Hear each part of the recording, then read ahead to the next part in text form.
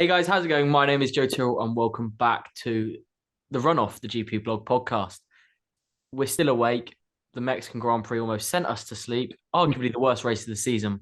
But joining me as ever are Cam and Toby to look back on the Mexico City Grand Prix. Lads, how are we? I'm all right, but yeah, like you say, it was a pretty dull race. Obviously the top four after lap one was the top four come the end of the race, so it kind of sums everything up. It was a pretty, race pretty low on action on track, which was disappointing for sure. And I think you've probably got a very similar opinion, Toby. Yeah. I mean, you said there it almost put us to sleep, and I'm gonna be honest. I think I fell asleep for like 4 or 5 laps towards the end. But I woke up and saw the last bit of the race, and all the action came with George Russell getting fastest lap because that was so enthralling. That sort of sums it up, really. That was the highlight of the race. That George Russell pitted with 2 laps to go and he I'm got not quite sure if it's the highlight of the race, but sure. It's one of them. Well, that sums it up basically. Yeah. I can't. I was on live blog duty for 2.5 hours, and I can't actually remember what happened. But the key talking point was probably that Max Verstappen was as dominant as ever, and actually got a record extending now 14th win of the season. Which props to him. He's Nobody can touch him. Yeah, it's pretty insane that what Max has been doing this year. But at the same time, it's pretty boring for people who want to see a different winner. Obviously, we've had the Mercedes dominance in the turbo hybrid era, but this is a step further. I think. I don't think Hamilton was ever this. Obviously, Hamilton never got Hamilton 14. got 11, I think, was Yeah, his never win. got 14 wins in a season. So it kind of shows how dominant Max has been and how Red Bull have just been by far and away the quickest team this year. And yeah, like you say, I mean, there was a moment there where I thought Hamilton might be able to win when Verstappen went onto the mediums, and I thought, Hamilton went onto the hards, and I thought, well, Verstappen's gonna have to pit again for the softs because he's not gonna be able to, make those mediums last. But somehow he did 40 laps or whatever on the mediums, and so it was fine. In the end, he didn't have to pit, and that was what won in the race, really. Even until the last 10 laps, Mercedes kept saying, "No, we're on the right tires here, Lewis." And then Uh, just the time yeah, just kept going up and up. I think it might have been, but like because they started on the mediums, they couldn't. They kind of had to go onto the hards. They couldn't really go onto. It wasn't. I don't think it was a two-stop race. So Yeah. going on to. I mean, maybe it was with the pace Ricardo showed on those softs at the end. Maybe they could have gone medium, soft, soft, but they went for hards early and maybe gambled on Red Bull going for a two-stop, and which they didn't end up doing.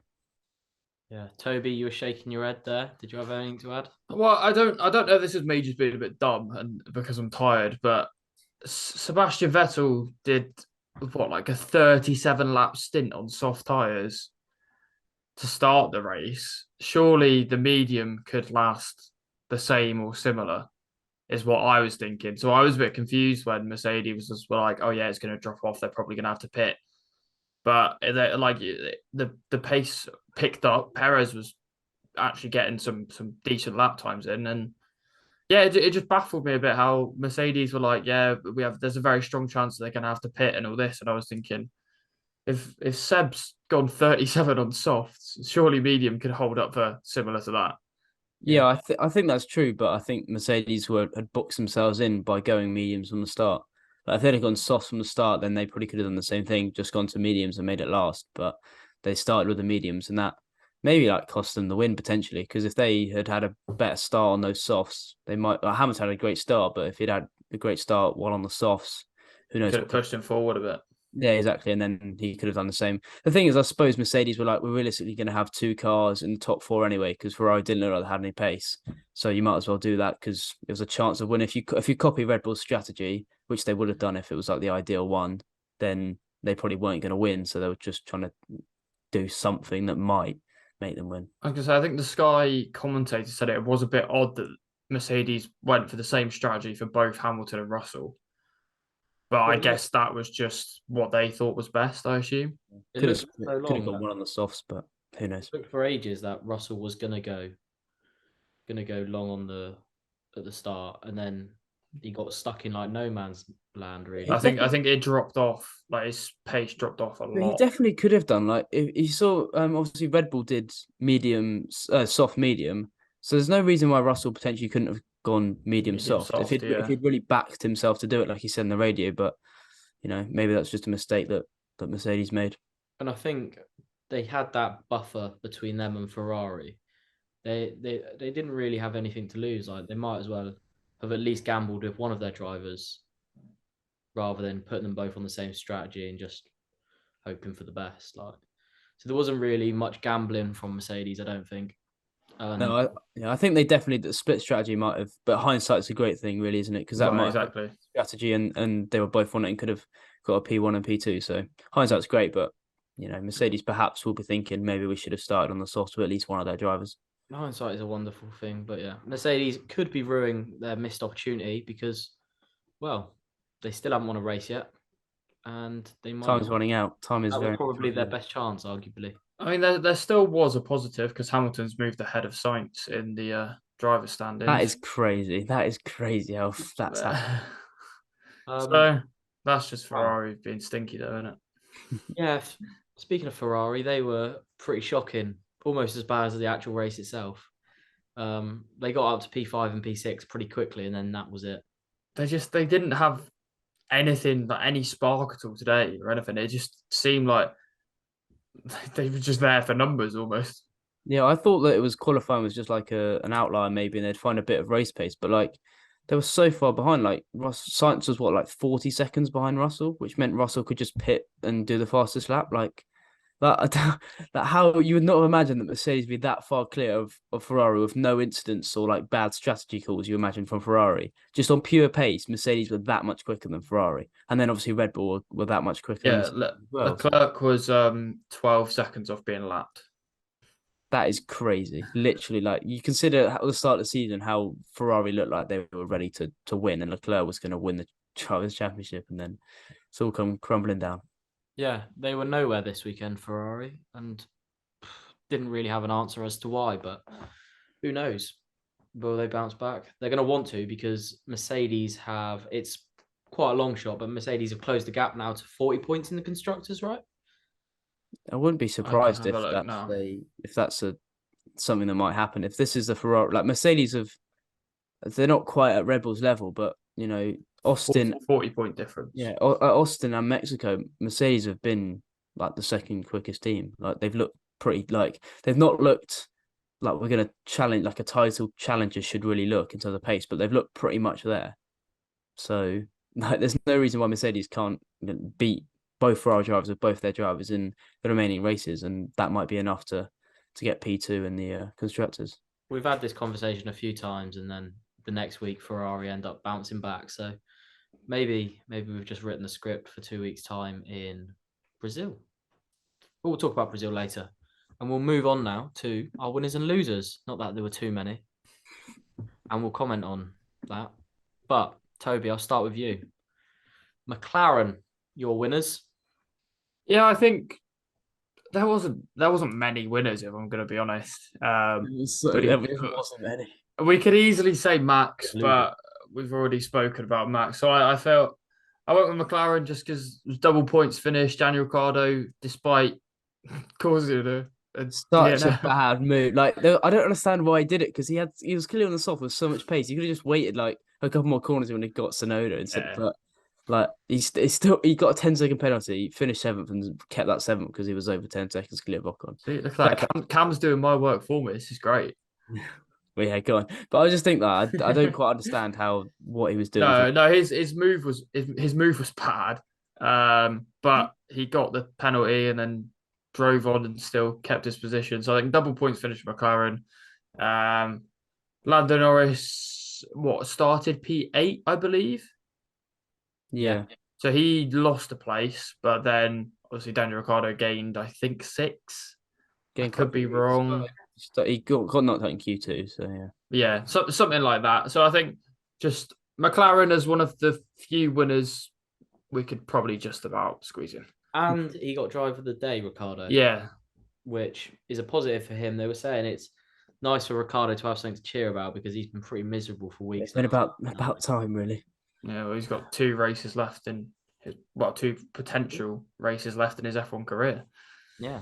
So he is fighting for a seat in 2024, effectively, isn't he? these next two. Cam, we've already spoken about them, unfortunately, every week. Red Bull, they're your winners.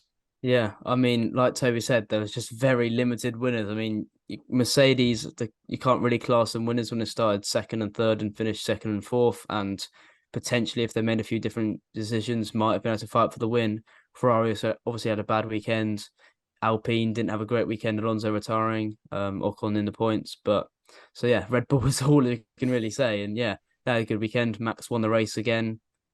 Perez was on the podium in his own race. Was probably could have really got Hamilton, considering he was on the mediums and Hamilton was on the hards, and he was closing in with nearly a second behind with quite a few laps to go, and then never really closed that gap, and it seemed the gap seemed to be a second and a half for ages. Yeah, I'm not quite sure if Perez just didn't have much pace in the mediums, but compared to Verstappen, who was gaining time on Hamilton seemingly every lap, I'm not quite sure how Perez didn't gain more time, but obviously a podium for him in his home race, and then Max won the race, and it's about all you can say for Red Bull. They just do what they normally do each race weekend this season, which is win the race pretty much. So yeah, repeat podium of last year. I'll quickly add in because I don't think we said it yet. Nice, good knowledge. It was quite similar actually. Max was completely ridiculously dominant.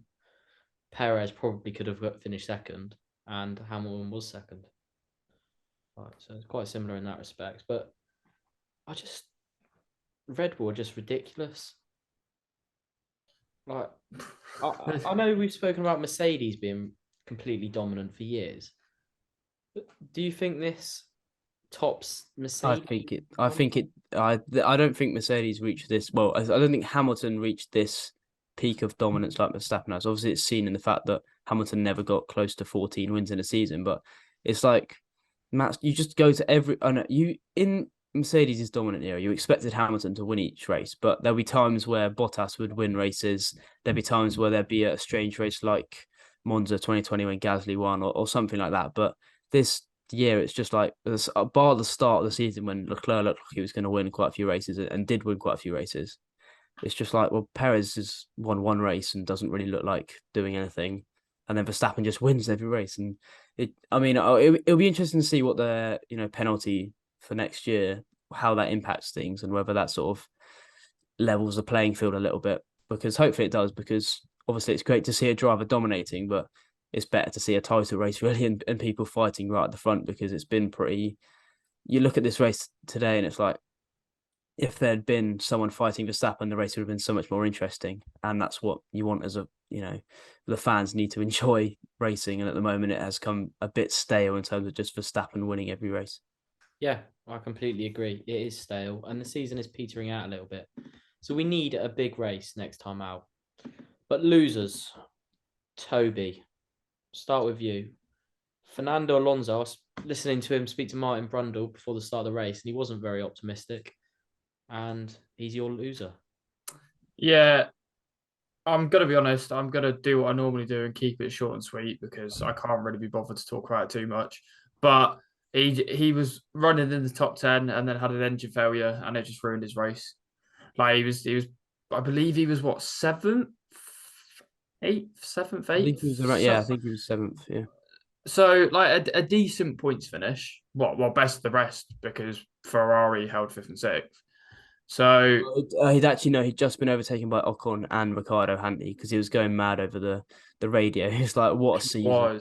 He was, yeah. So he was running in the top 10 for basically the whole race, and then just the engine failure, it just ruined it. And then all you saw was him like throwing an air punch towards his car, which I thought was quite funny. But yeah, I at one point thought he was celebrating or like I thought he was like to the crowd. He scored like a World Cup winner and was celebrating it, but no, it was odd. So yeah, he's my loser. The TV team just cut to him, and it was him like punching the air, and I was like, maybe he's just giving it large to the crowd, but no. Yeah, in a race where only two drivers failed to finish, if you're one of them, you're probably going to be a loser.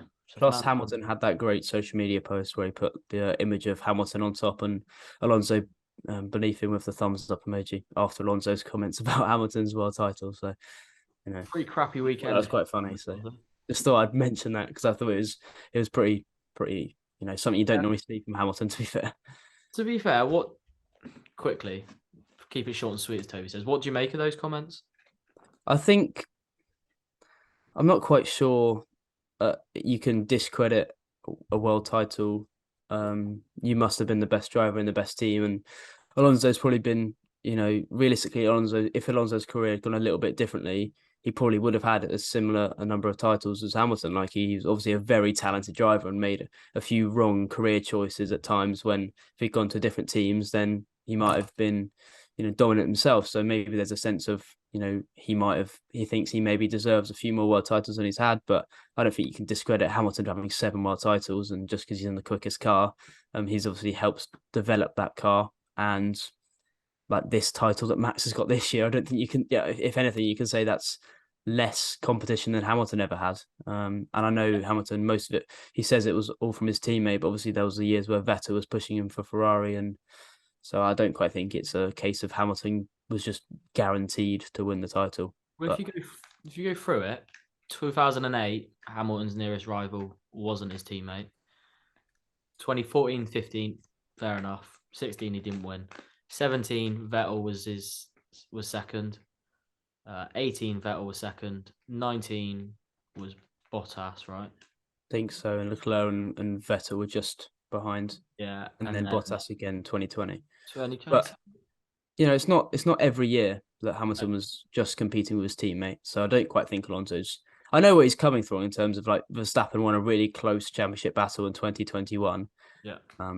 But this year I don't think you can say much. Like Verstappen was fighting Leclerc at the start of the year, but not really for quite a few races now. So yeah, well, Leclerc's not won since Australia, so I think it was Australia. So yeah, bit of a stinker for Alonso. Cam, your losers. Which one do you want to start with? Because you've got 2 this week. Yeah, I'll start with Ferrari. We're just talking about Leclerc there. We've spoken a little bit about it earlier in the podcast, but yeah, Ferrari just a really poor weekend. Just didn't have any pace. We're completely miles off Sainz and Leclerc. Pretty poor qualifying. Leclerc obviously qualified 7th behind Bottas, which is not what you really expect when you're in, Ferrari and Bottas is in Alfa Romeo. But yeah, pretty poor qualifying from Leclerc, and then I wasn't quite sure if that was a one-off, and then they just didn't have any race pace. Obviously, finished 5th and 6th, but they were so far behind. Sainz was nowhere compared to Russell, which meant Russell could pit, on the penultimate lap to go and set the fastest lap. And then Leclerc was actually quite far behind Sainz halfway through some of the races. Normally, you'd expect when Leclerc's behind Sainz for Leclerc to go and overtake Sainz and then, be right behind him and get the call. Sainz, let him pass because he's quicker. But Leclerc didn't really look like he had much pace at all. And Ferrari, in general, just weren't particularly good. And I don't think it was down to any strategy errors or anything. They just didn't have any pace, which is surprising because normally they've got decent pace. They make just a couple of errors. But yeah, this was a strange one and a really, one that I didn't really quite see coming. Yeah, they very much have been in no man's land, Ferrari, this weekend. But your other loser, Cam, is, well, we are the general public and we are losers. Yeah, I just said the general public, but just because it was pretty boring race where nothing happened. So for the people that tuned in, it wasn't much excitement.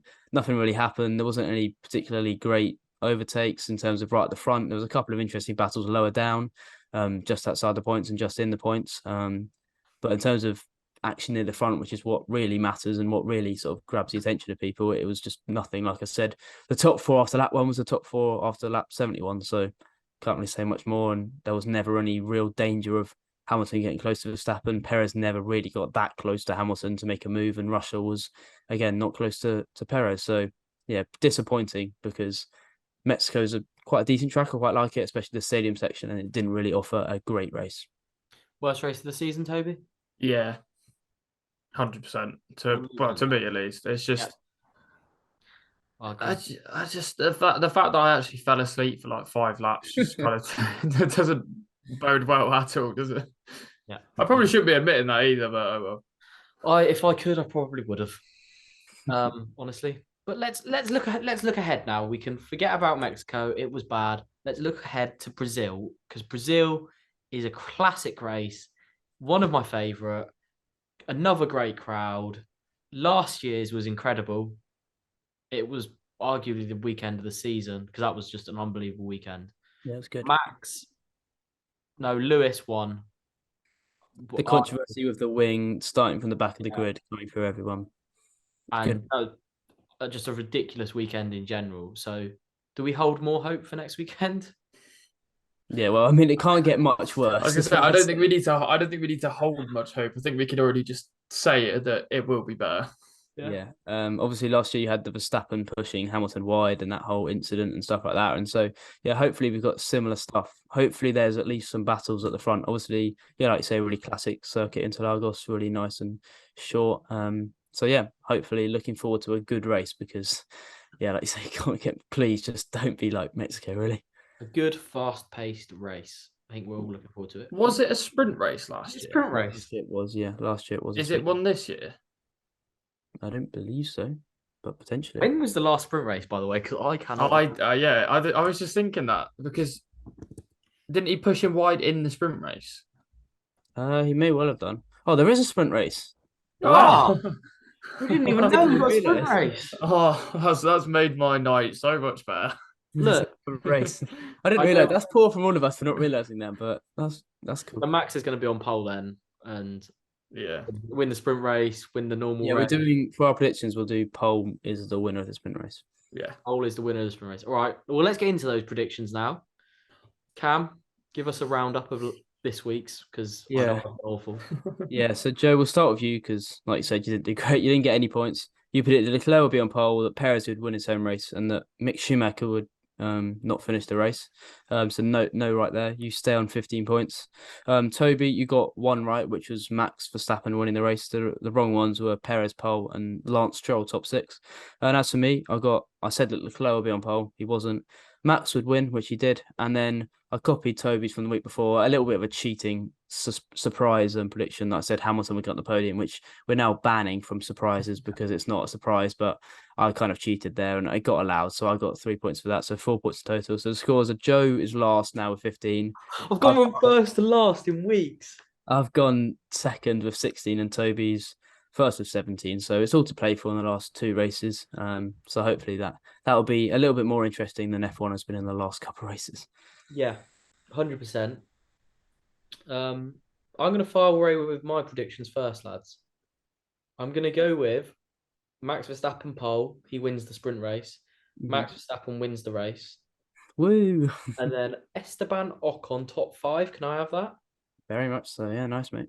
Esteban Ocon top 5. That is a maximum 5-point haul week for me. Go on, Toby. Right, so mine's actually quite similar. I was obviously going to go Max pole and Max win.